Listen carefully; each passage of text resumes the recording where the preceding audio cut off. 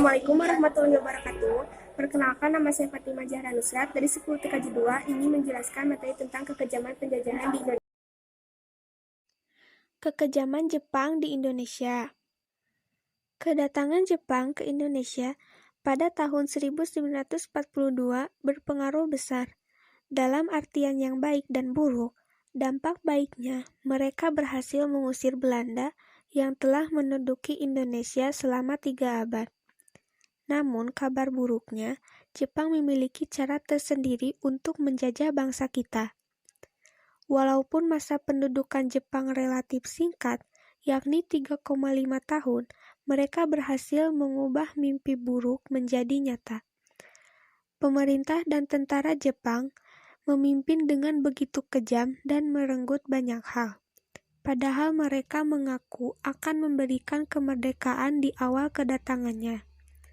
Berikut ini sejumlah bukti kekejaman para penjajah Jepang terhadap rakyat Indonesia.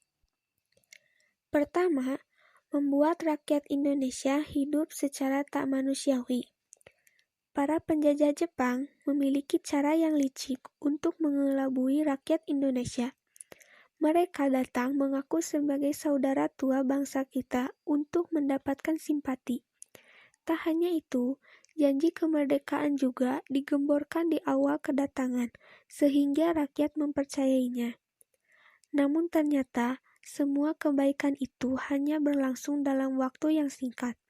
Tak lama setelah Jepang menduduki Banten, makanan, obat-obatan, pakaian, dan berbagai barang kebutuhan lainnya menghilang dari pasar. Akibatnya, rakyat pun sangat menderita.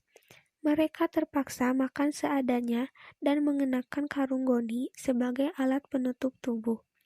Belum lagi jika sakit, tak ada obat yang bisa diakses, sehingga rakyat menggunakan tumbuh-tumbuhan herbal seadanya. Kedua adalah Romusa, kerja paksa ala Jepang. Bukti kekejaman Jepang yang paling terkenal adalah Romusa.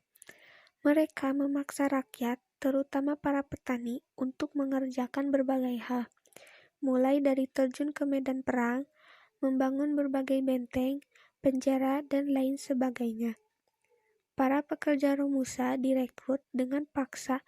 Setiap kepala daerah harus menyetorkan data laki-laki usia produktif. Setelah itu, mereka akan dipanggil untuk menjadi Romusa. Saat panggilan datang, keluarga harus merelakan mereka karena sering kali para pekerja tersebut tidak kembali lagi ke rumahnya. Setelah menjadi Romusa, mereka akan diberi pakaian seragam berupa karung goni yang berkutu. Setiap hari, para pekerja paksa itu harus melakukan tugas yang berat tanpa istirahat dan makanan yang cukup. Tubuh mereka pun kurus dan lemah, namun tetap harus bekerja dengan berat. Para tentara Jepang pun mengawasinya setiap waktu.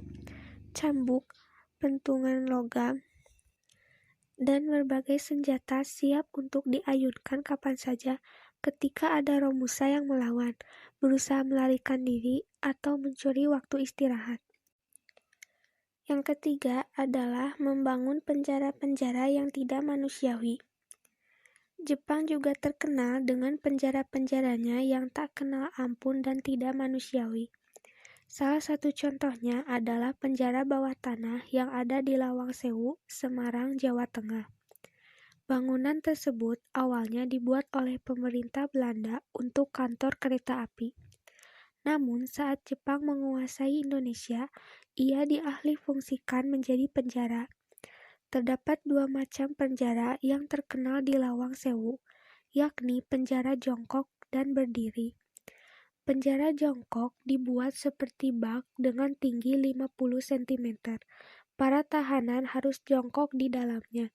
Seakan tak cukup kejam, bak tersebut diisi air yang mencapai leher lalu ditutup dengan besi. Sementara penjara berdiri dibuat dengan ukuran 1 kali 1 meter. Ruangan tersebut biasanya diisi oleh 8 orang. Para tahanan yang berasal dari pribumi maupun warga Belanda harus berdiri berdesak-desakan di dalamnya. Keempat, menyiksa dan membiarkan tahanan mati kelaparan.